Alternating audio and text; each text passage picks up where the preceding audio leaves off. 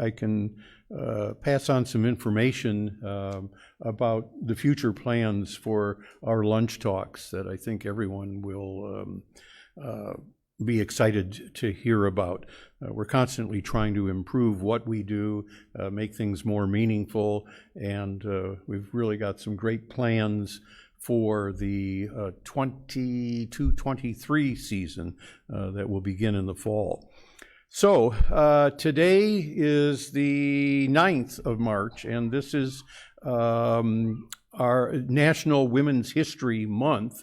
It started out as a week back in February of 1980 when President Jimmy Carter designated as the week of women's history, and I think people realized that contributions were more significant than just that, and it's now been expanded to a month. And it really represents a time to reflect and to celebrate the contributions that women have played in forging gender equality. Particularly here in the state of Arizona, women don't get enough credit, I think, for helping build this state. We had a board meeting this morning, and it's just a personal aside. I don't understand why there's a Women's History Month and there's no Men's History Month.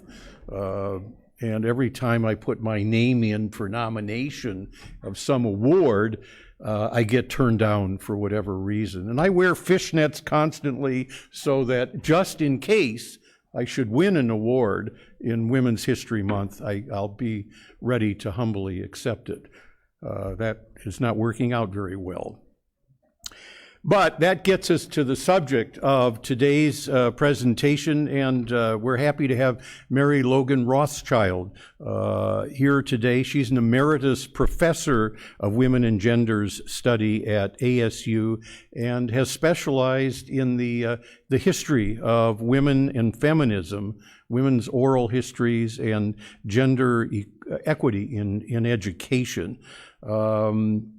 The important thing is not only having that knowledge, but inspiring and helping educate another generation. And she's done a terrific job of inspiring students to critically evaluate the past with empathy and care. And this has been a lifelong passion. I'm excited to certainly learn more about the contributions of women in our state of Arizona. So please give a warm welcome to Mary Logan Rothschild.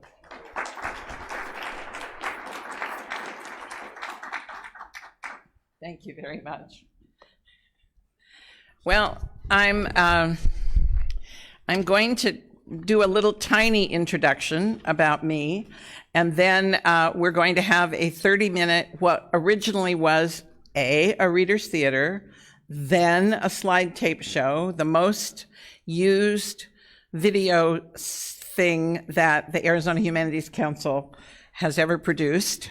And it was originally a slide tape show, and it has been digitized. And I will say up front, at the age of 76, computers are not my happy place. So I'm hoping this will all go all right. I think it will, but because it's been digitized, I have to sit here and make it go forward because it's no longer pulsed the way it was on the slide tape show. I was talking to my son who was CTO of, he's a real tech person, and I said, you know, I found the slide tape show, but they don't have a projector. It turns out they do. And Sasha said, Mom, that's technology from 1960. What is the matter with you? Anyway, I just want to say that. And also that this slide tape show, now digitized, was funded by the Arizona Humanities Council. And that it was taken, as I'll explain, from an oral history project that was funded by them that we did, and then did Reader's Theater around the state, and then made this production. And then ultimately, one of the other women on the project and I wrote this book, which was published Doing What the Day Brought, An Oral History of Arizona Women. That was published by the University of Arizona Press.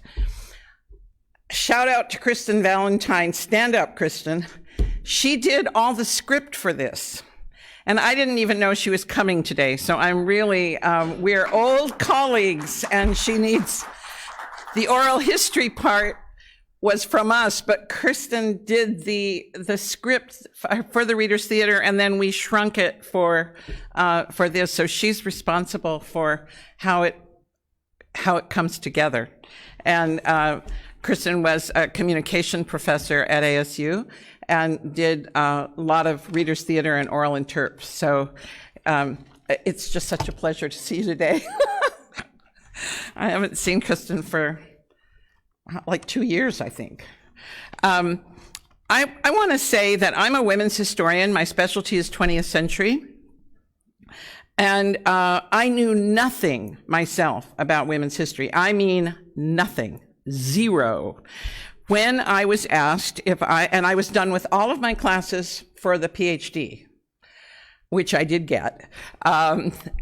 And I was asked by a dean if I would like to be on a committee that would see whether the University of Washington, where I was a student, should have a women's studies program. I said, sure, kind of what the hell. And then the dean said, would you like to teach a women's history course in the spring of 1971? He asked me to be on the committee on the fall of 1970. And I said, yeah, of course, that'd be fun. Thinking, give me 6 weeks, I can teach anything, right? I mean, I just need to have a little bit of lead. Well, those two requests changed my life, made me very difficult to live with for several years, because I jumped into this and then went into a profound rage for several years.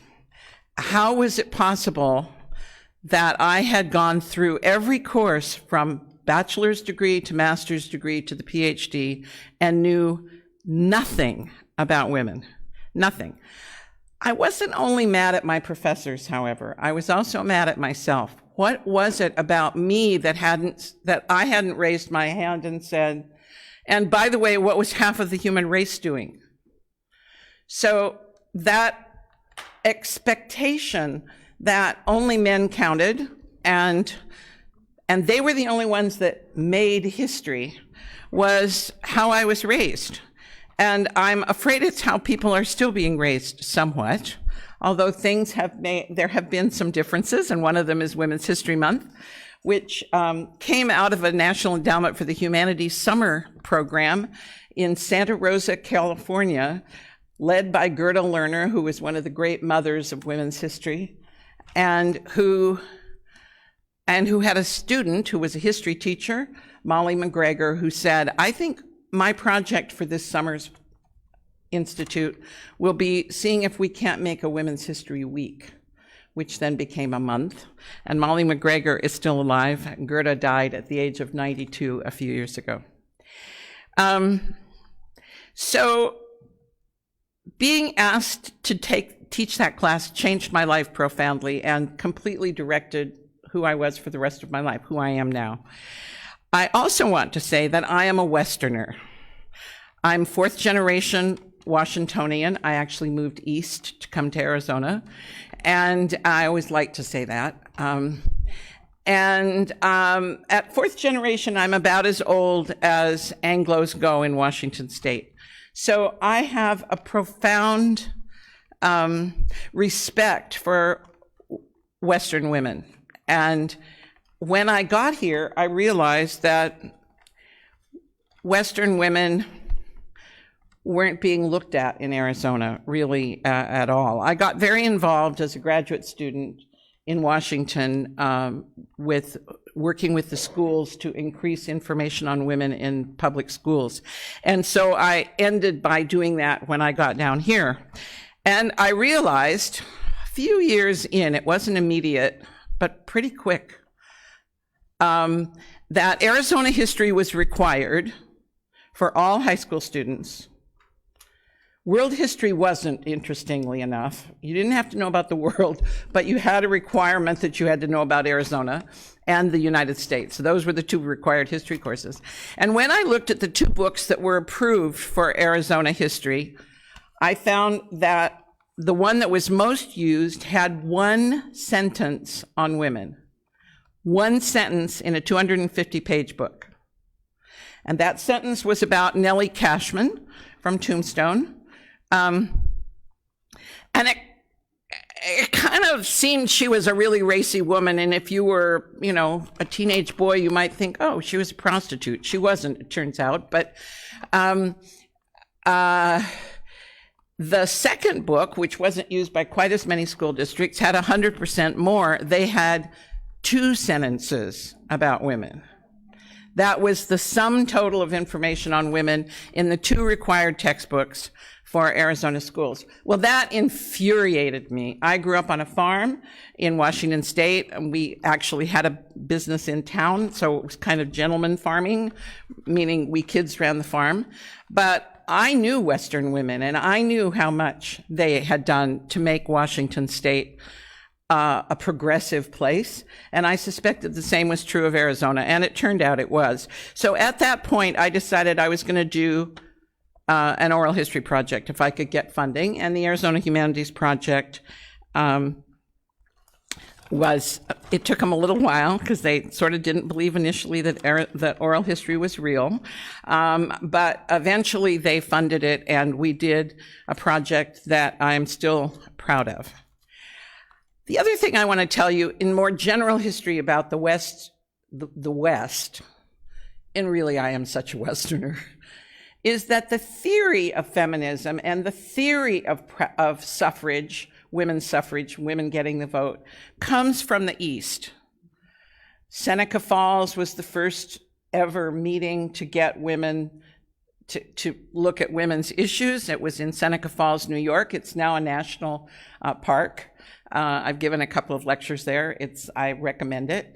And Elizabeth Cady Stanton and Lucretia Mott started that. So the theories about feminism and suffrage and women organizing about work and childcare and marriage rights comes from the East.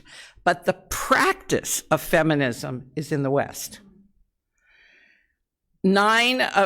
Arizona was the ninth state to get suffrage. It was the very first.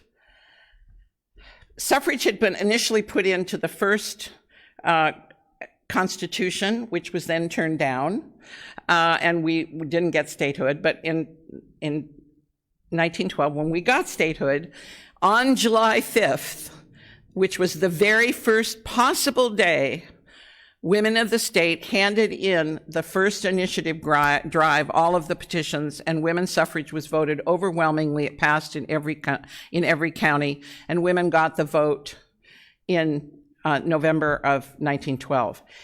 Arizona was the 9th state to give women the vote. 8 of the 9 states were in the West. The 9th state that wasn't in the West was Kansas.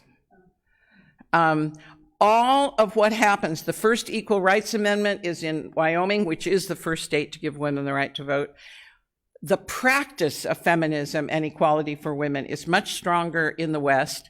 There are lots of reasons for that, and I'm not going to go into them now because I have a time limit, and I wasn't even supposed to do an introduction at all. But I wanted to give you a little bit of background because I think it's important to understand how new women's history is, how new it is that people think about what it was that women were doing. It's now integrated into schools, not as much as I would like it to be, but infinitely more than when I suspect anybody in this room was in school.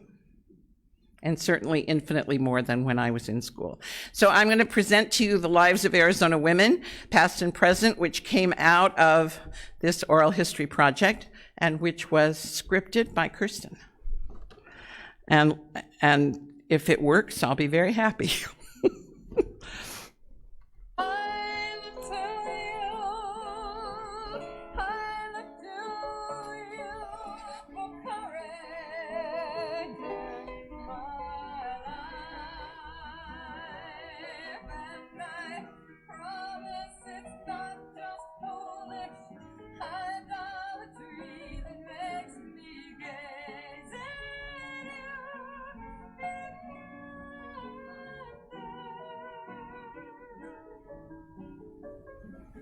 history of Arizona women's lives includes building communities, making a living, creating families, and forming the society that's now Arizona. The stories that follow came from oral history interviews conducted with women who lived all their adult lives in Arizona. All are over 70 years of age, and many were born here or came as young children.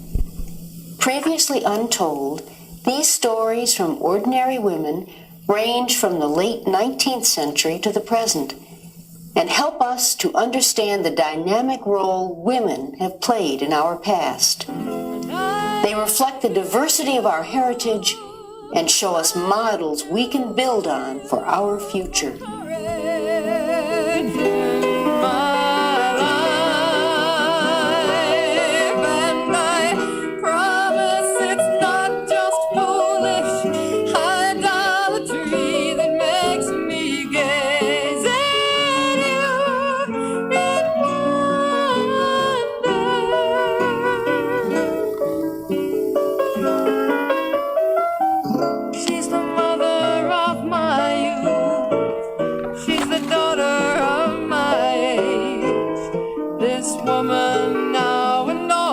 Survival is her name, healer of my pain, quiet in her face. I was born on the Papago Reservation.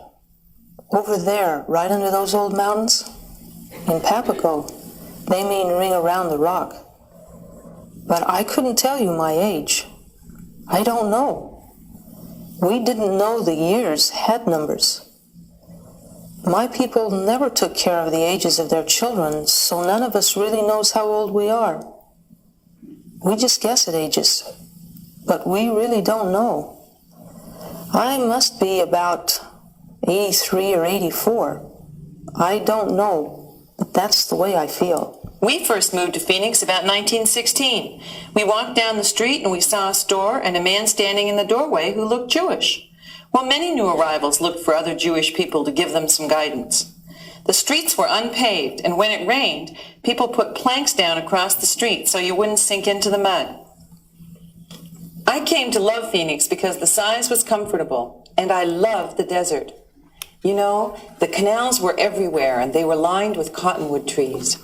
You know how delicate the leaves of the cottonwoods are, and they seemed almost detached. And against the sunset, they would be like a mass of black lace. Some people were put off by the desert. They felt it was harsh and ugly, but I never felt that way about it. I was born in Arizona, the territory of Arizona, 1908, August 14th, one of the hottest months we have. My parents bought a farm right close to what is now the main Sears store on Camelback, and they were way out in the country. And it was desert, and it was a lonely place. And the winds and the sand blew, and the snakes were in the chicken's nest, and the coyotes ate the dog's food. And it was a very lonely place. My mother came to Arizona across Lee's Ferry, which is the most treacherous place in the world for anyone to cross. She never got over the fear of that crossing. She had this tiny baby, just 3 months old, and the boy who drove the team was only 14 or 15. It took 3 weeks to get from southern Utah to Apache County.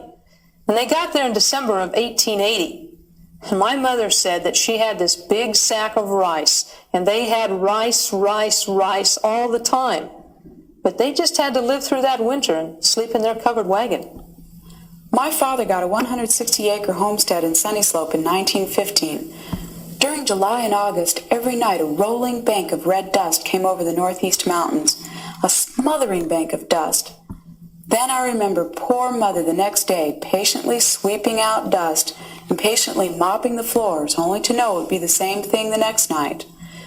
Now, we don't have those dust storms anymore. I have not seen that red bank of dust come over those mountains in 20 years. We got off the train in 1914, the old Southern Pacific train. My father looked at the people at the station in Tempe and he said, "This is God's country."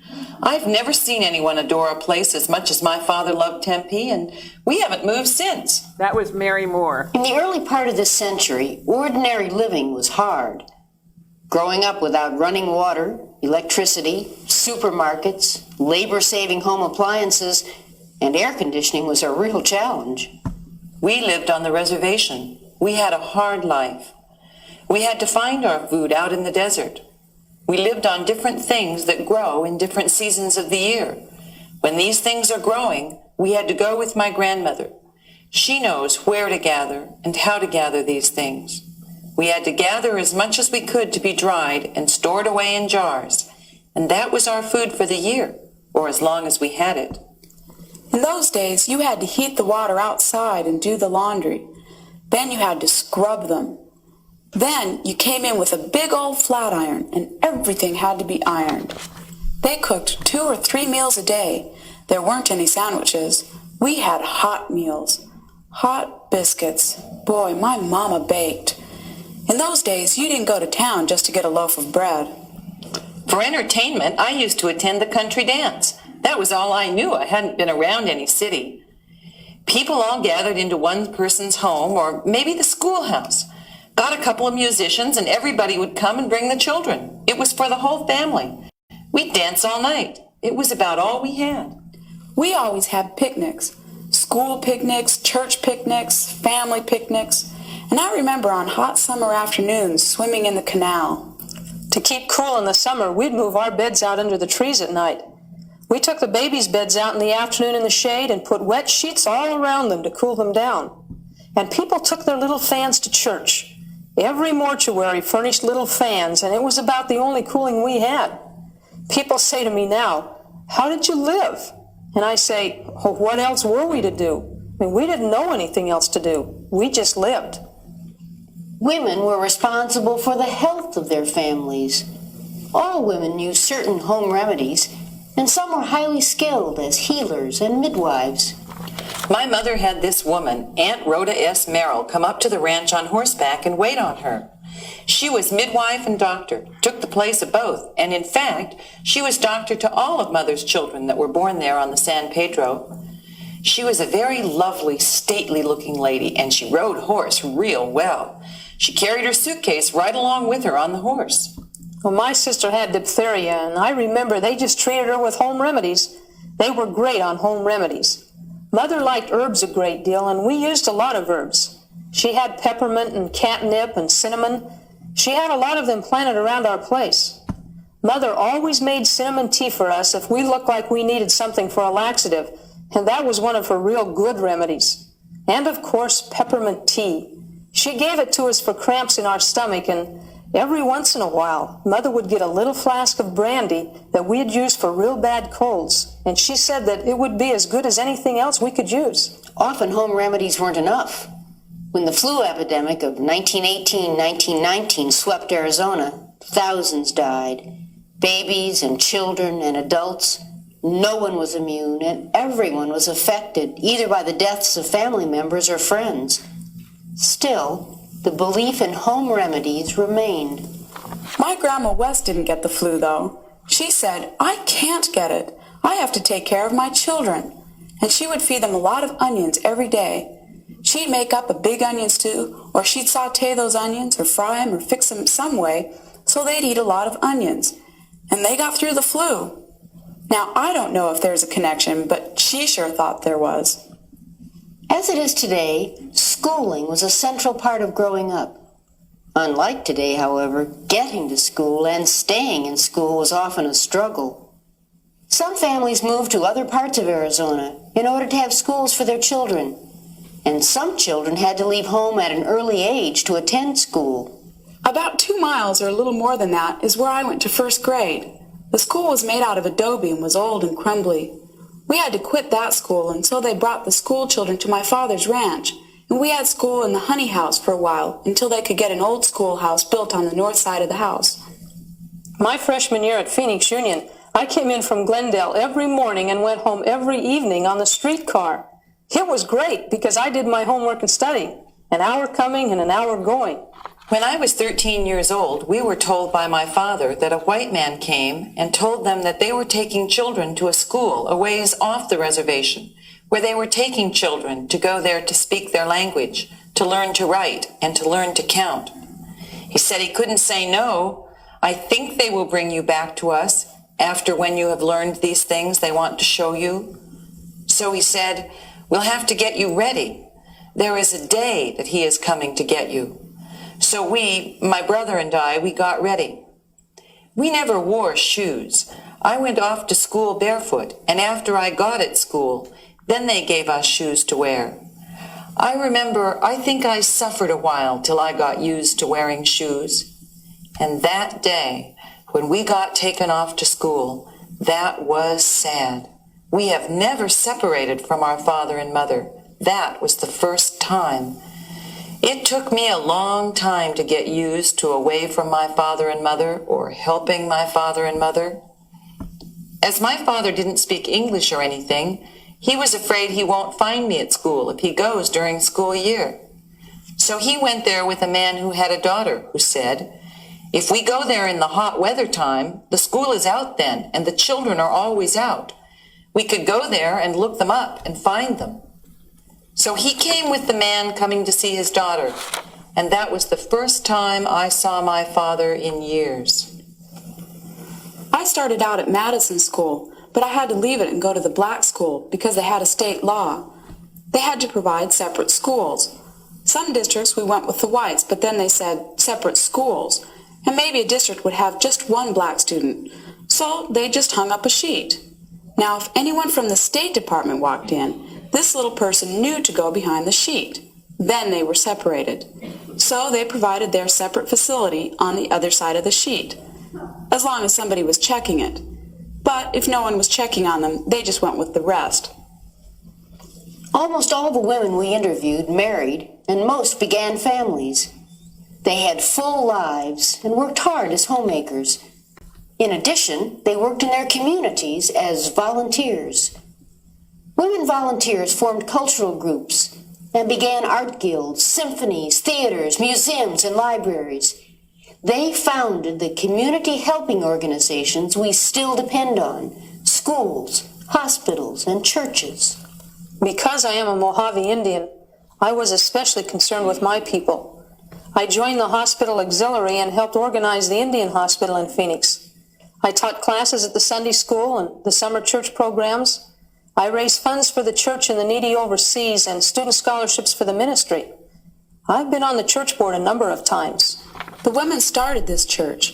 It was the only one in the whole settlement around Peoria, and women started it in their own homes. Also beginning in women's homes, the women's club movement spread throughout the United States. Arizona women joined in educating themselves and volunteering their services to their communities. I was in the Altruja Club. We always had a project. The county hospital we had was way out in West Phoenix with a lot of sand and dirt and dust around it.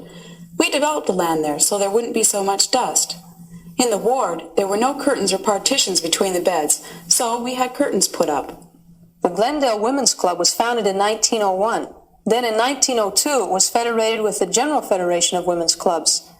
Now, because of our interest in culture and education, one of the first projects we sponsored was to build the first library in Glendale. We had an old building donated, and then we held dances and card parties to raise money for books for the library. For several years, our main objective was the library.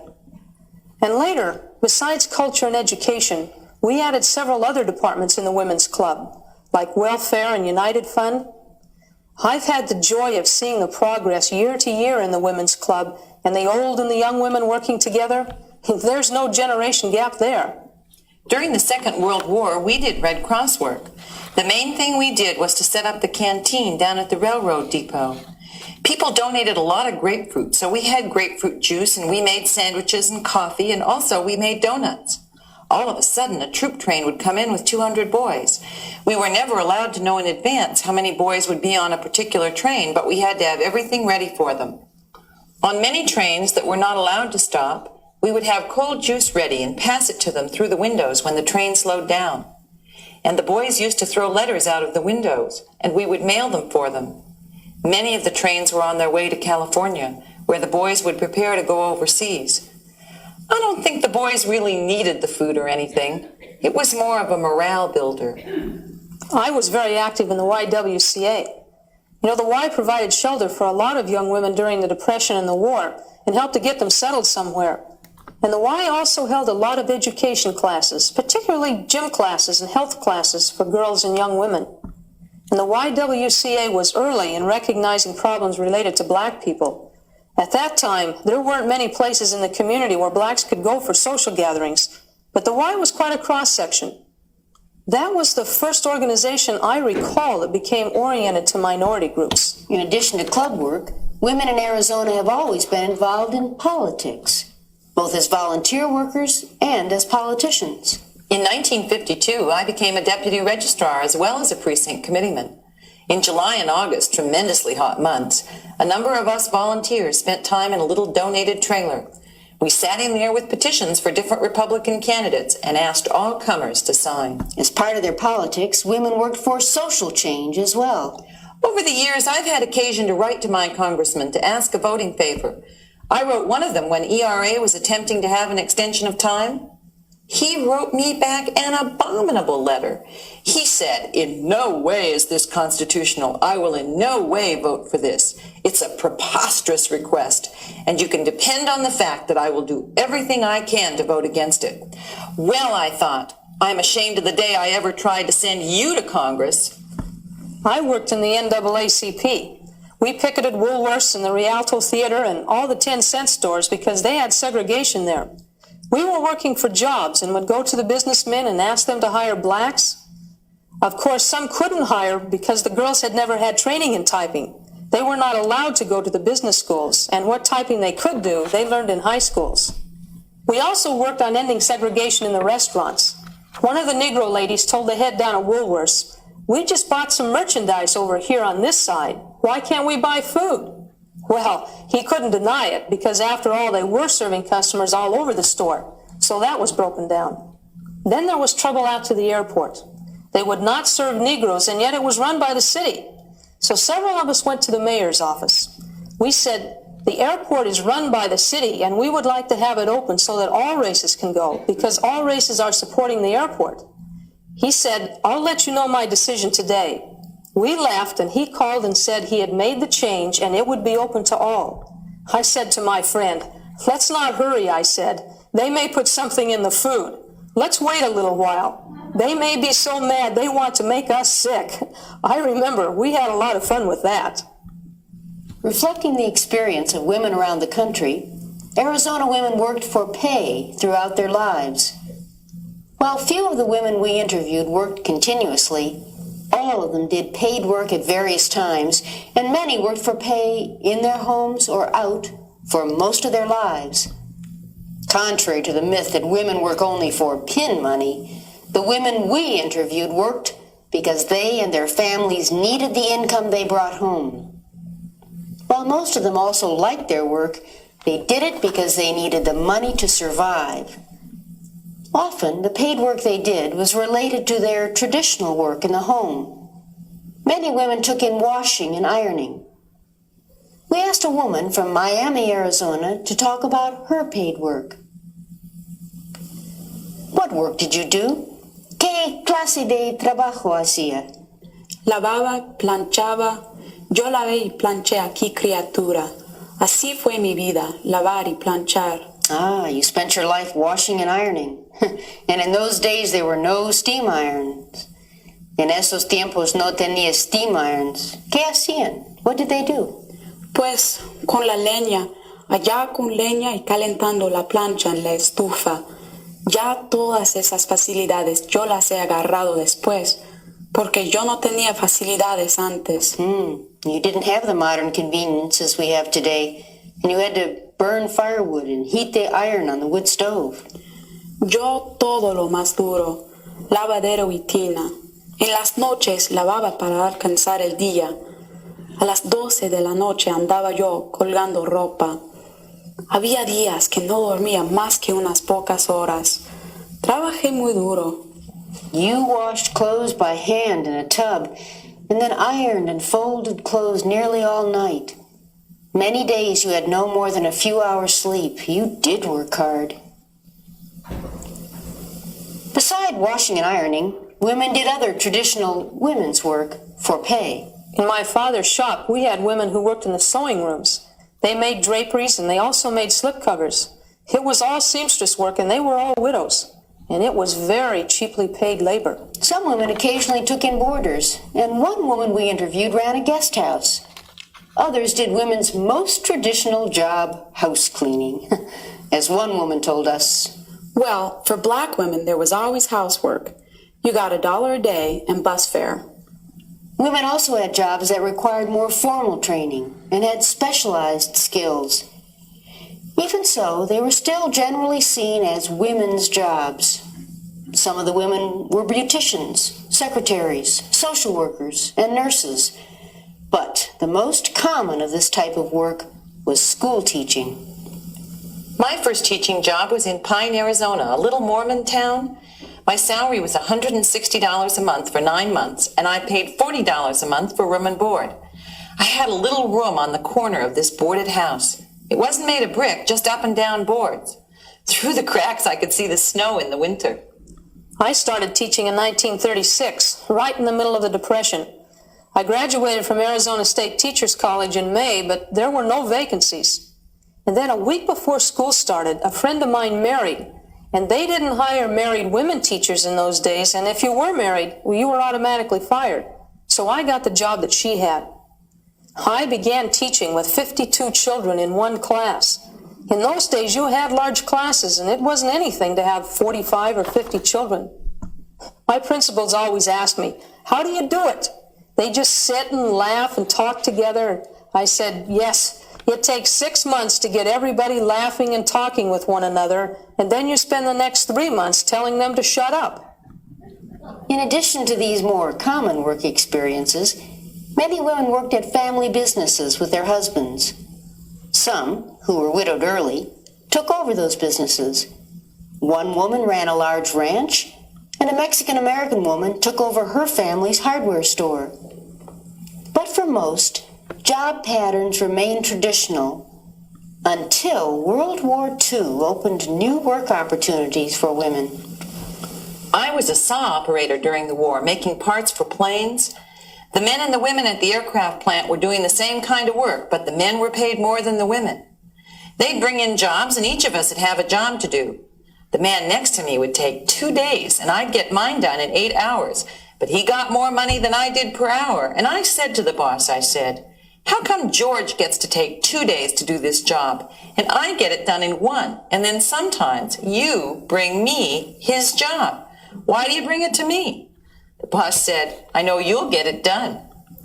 World War II really brought about a great release for a lot of women because they took the places of the men in the mines here in Globe and Miami who went to war. And they didn't give up the jobs when the men came back.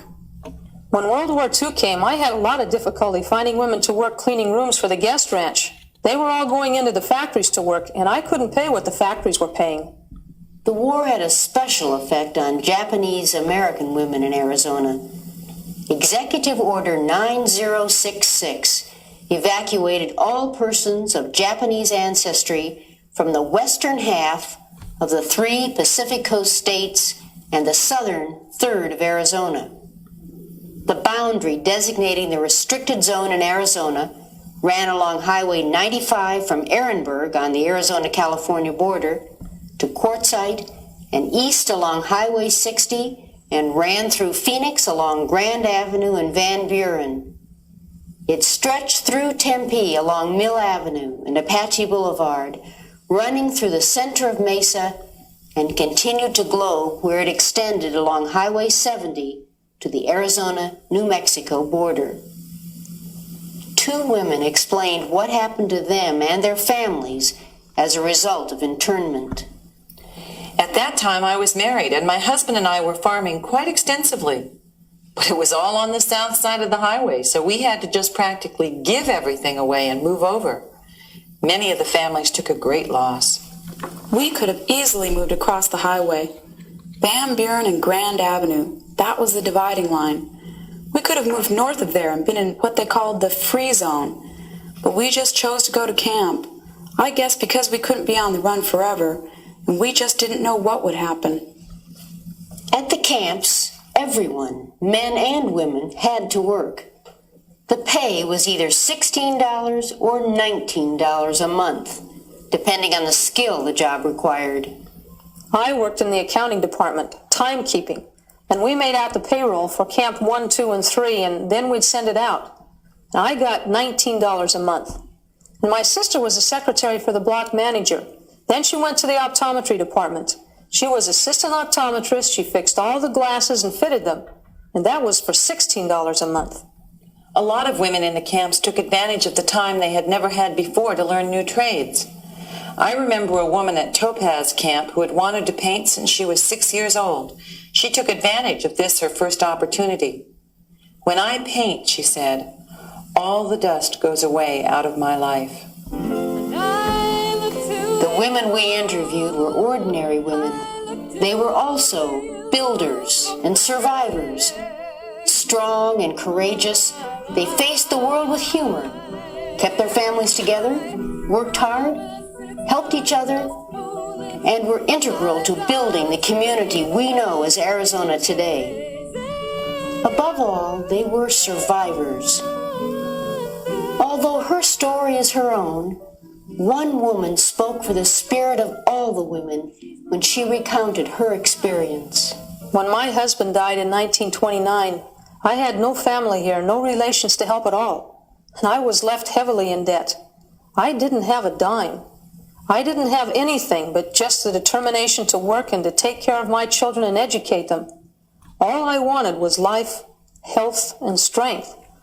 I felt I would come out of it, but I had 50 cents cash on the night my husband died.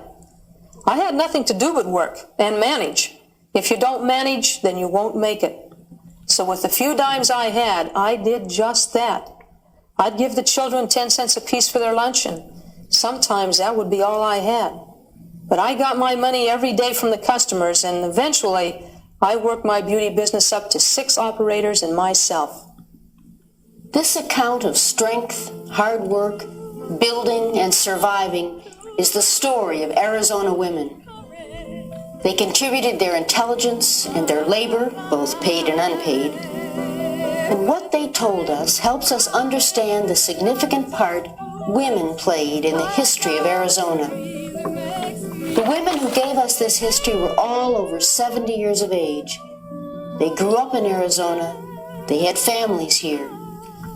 These were their words, their stories, their histories, their recollections. They are important to us and to all the people of Arizona. Something about the women in my life.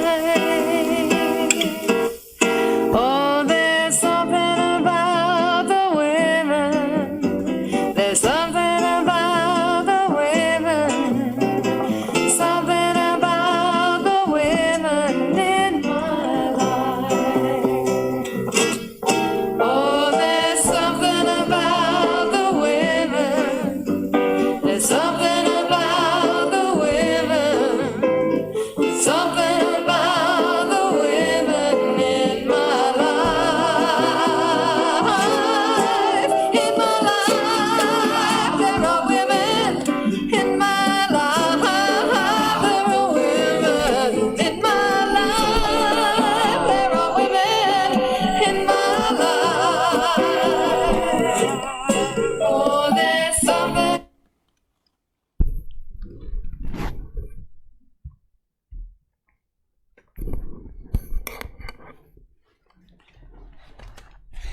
It still makes me happy to see it after all these years, because we did that project in the late 70s, early 80s. So it's old. And none of the women are still alive. But, and the last woman you saw, Edna McKin, was the oldest woman we interviewed. She was in her 90s. And she was the only woman who had been she was a Mormon woman who had been in a polygamous household before polygamy was made illegal. So, do you have any questions or comments?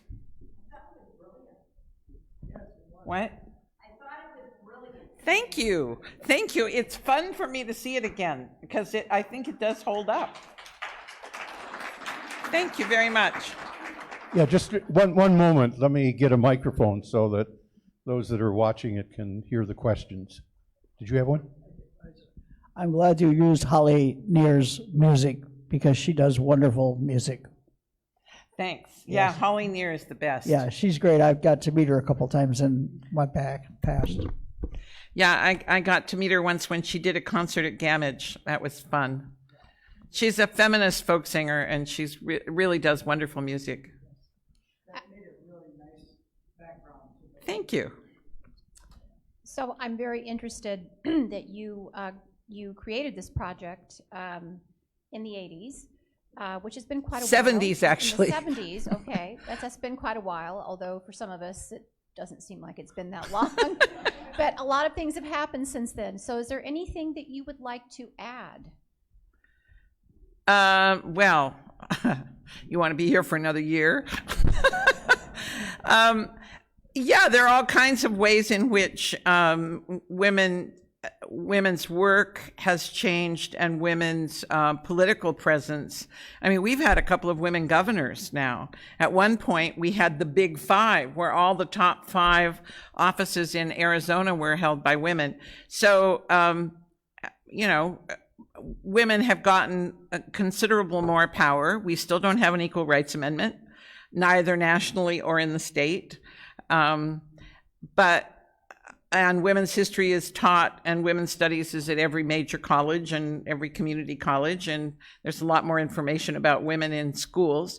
So things are changing, but I would say there's still a long way to go.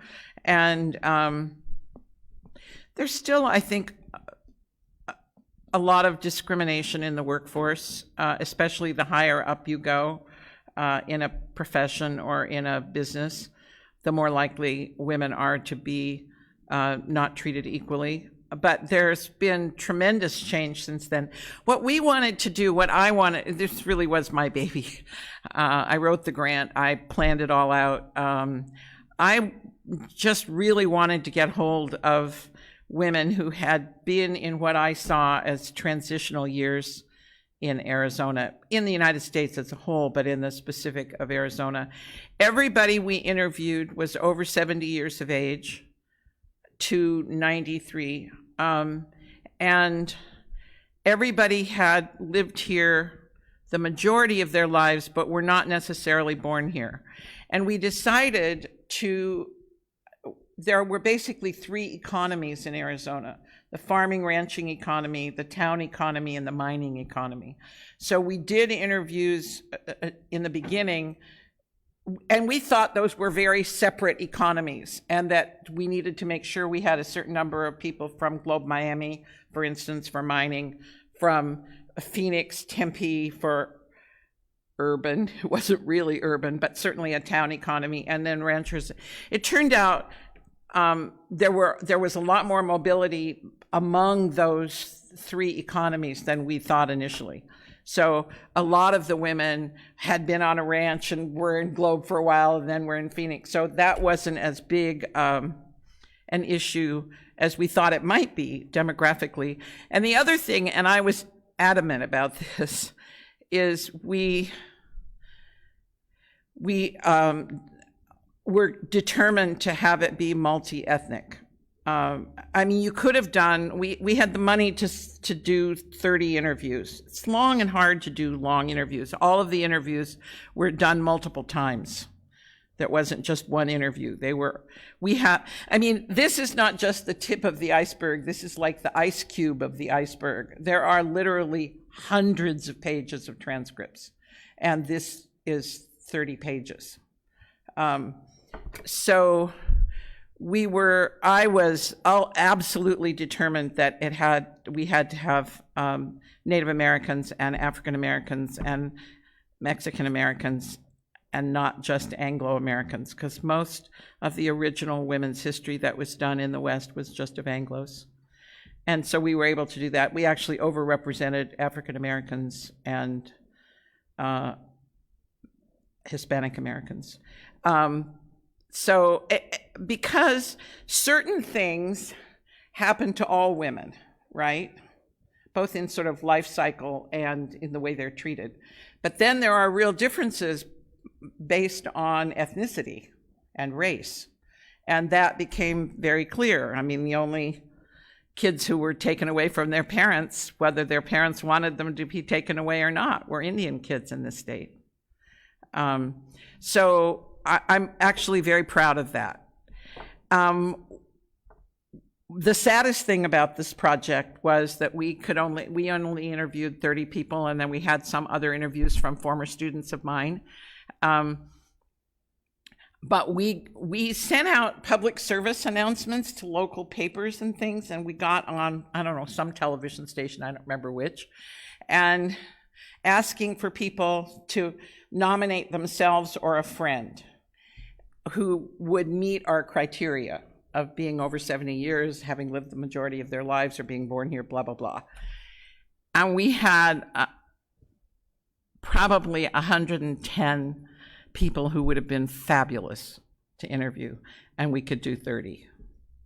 So that was tough, trying to decide. Some of them were obvious, but then it was hard. We duked it out as we assigned interviews at the end over, well, that person did a lot of political work, yeah, but I'm studying the Girl Scouts, and this woman was a Girl Scout leader, etc. I mean, you can imagine how it was. Yes. That's a fabulous collection of photos. Tell me the source of how you tracked all those photos down and who they belong to. Okay, the photos that's a great question, because not all of the photos are of the right time, the right age, but not all of the photos were of the women we interviewed. We used their photos, and their photos, every one of them has photographs in the book. But, and the most annoying thing was every single woman talked about wetting the sheets and wrapping their babies in the sheets and putting them under the trees. Was there one photo of that? No, not one photo. So we used as much as we could the photos that the women gave us. We scanned them, and reproduced them. But some of the photos aren't even of Arizona. For instance, when Nora McKinney is talking about the midwife who came, and she was really good at being on horseback, and there's a picture of her with her bag. That's actually a visiting nurse in Brooklyn, and the white that we think of as dust is snow, and she's climbing on top of a roof in Brooklyn. So we took everything was true to the time, but it wasn't all from the women that we interviewed, although as many of them as we could have, we had. And tracking it down was Pam Ronick's job. She was my graduate assistant. She's now a full professor at Arkansas State University, and she worked for months getting those photos. That wasn't easy. It sounds like this is something that really needs a volume 2. You've let 30 years go by, 40 years go by. Yeah.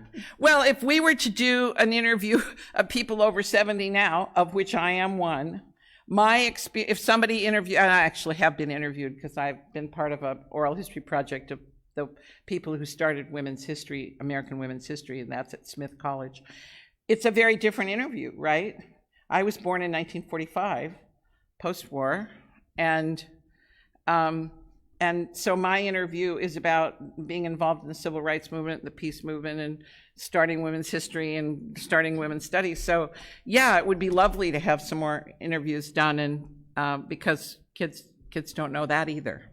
Yeah, it sounds like something for another class to take on. Or another generation of folk. But needs the guidance of one that's been through it. One of the things that really comes to mind in watching this, there are many accounts of life in Arizona. Most of the books have been written by men. I think of one in particular that everybody seems to know, Martha Summerhays, who was the wife of an officer. And her account of what life was like is in so much detail. And women did so much of the domestic work. We throw laundry in the washing machine, then into the dryer and fold it, and we're done. Wash day was a whole day of washing, then another day of drying, and another day of ironing. It was much of a woman's work in 1 week. And to hear these accounts, this gives you a much better sense of And what clothes day-to-day had to life. be ironed because the fabric was often very stiff. And it was only by ironing that you could wear it without chafing your skin. I should have said in the very beginning, because we actually do say it in the slideshow and certainly in the book, but I should have said it to you before it started. We wanted to interview ordinary women. We were not interested in the first doctor or the first teacher or the first politician. Not that they aren't interesting, but other people would look at them. What I wanted to get at was how it was for self-described, and to a person, they described themselves as ordinary women, what their lives were like.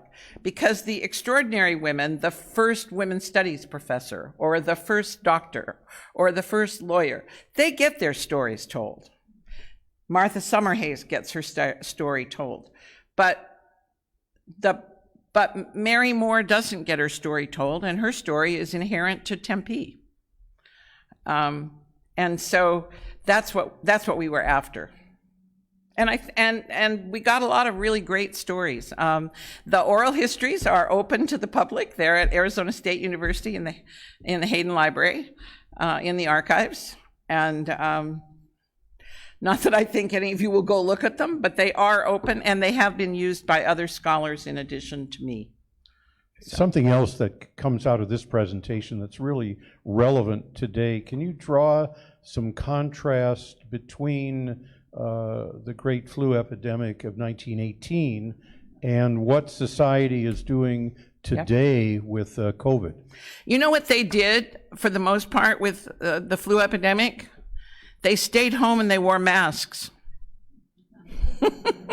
Not a whole lot of change. And that was pretty much the best they could do. But a lot of the women, all of the women who were alive and not just little children during the flu epidemic talked about it, and talked about, people were just being mowed down right and left. Arizona lost a significant amount of its population with the flu epidemic in 1918 and 1919.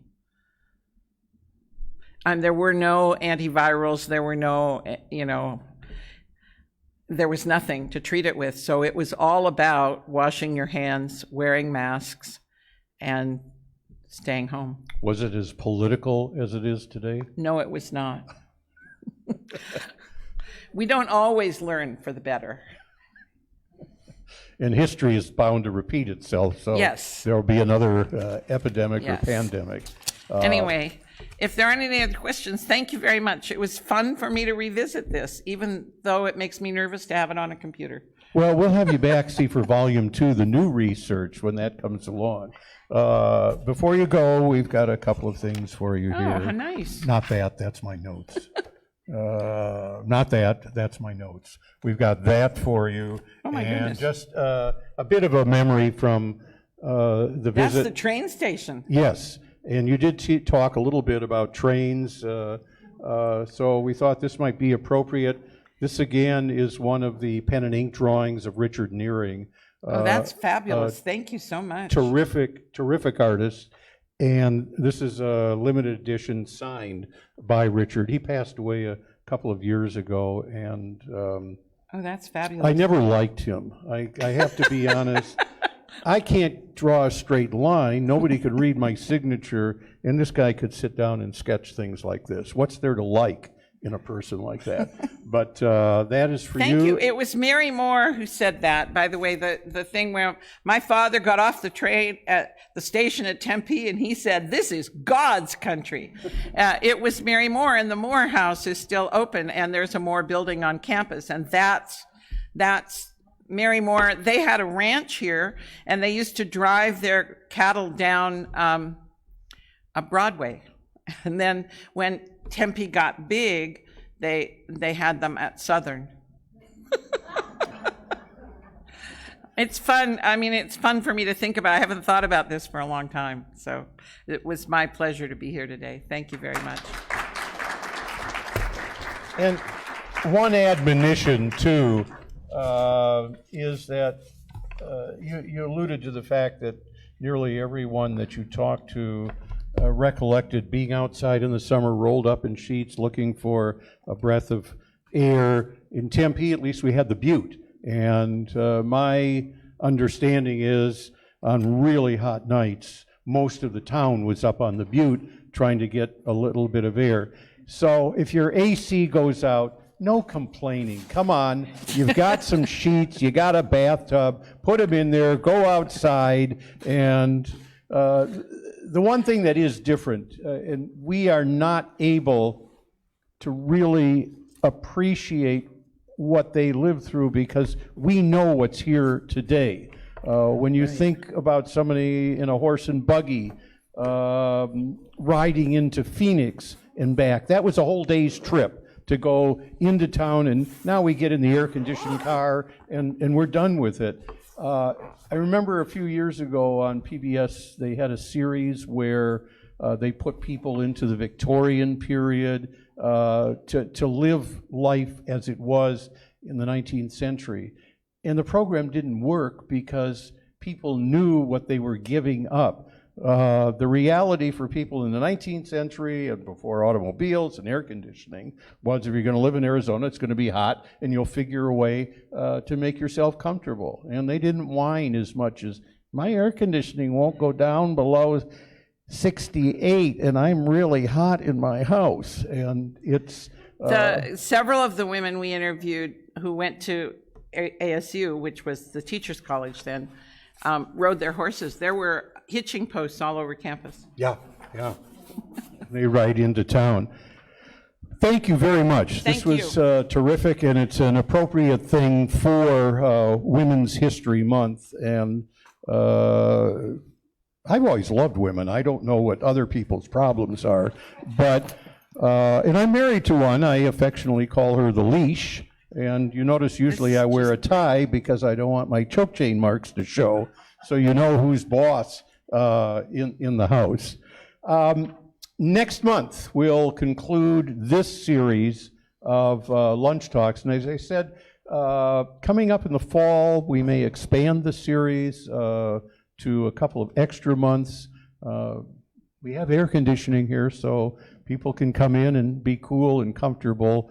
And we'll have probably a very broad and fascinating list of speakers for that next series.